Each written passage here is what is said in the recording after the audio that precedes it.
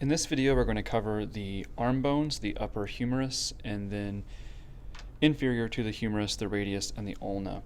So if we recognize and familiarize ourselves with the features of the bone, here on the humerus we have the head, the anatomical neck, the surgical neck, the shaft of the long bone, which we also call the diaphysis. Back here, we have what's called the olecranon fossa and the trochlea right through here. If we flip ours over, down here we have the capitulum. Here's the trochlea.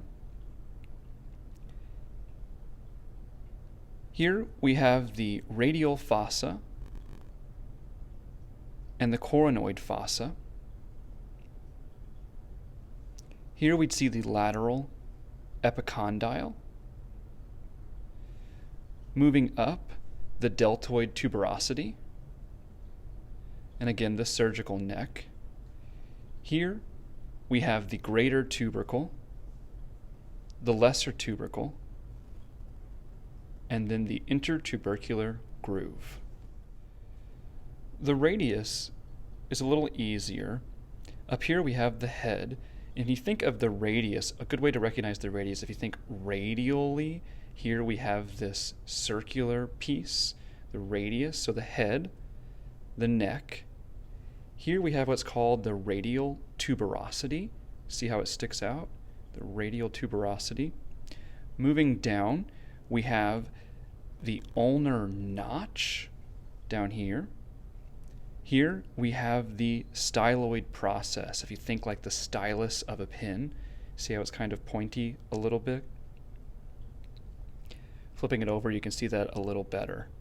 Again, the tuberosity, the neck, and the head. Here on the ulna, if you think ulna U-shaped, it kind of makes that U there. But on the ulna, down here, we see there's also a styloid process. Moving up, we have an olecranon process. If we flip the ulna over, here inside this groove is called the trochlear notch. Up here we can kind of see the olecranon process again. Here in this sort of rounded area, we can see the radial notch where the radius is situated. Here the coronoid process. And below, we have what's called the ulnar tuberosity, or ulnar tuberosity. So if we could imagine our elbow, here we could picture the radius situated right in, but between the humerus and the ulna, where these two articulate, the olecranon fossa and the coronoid fossa are perfect little grooves where those processes, olecranon and coronoid processes, sort of are situated and move right in.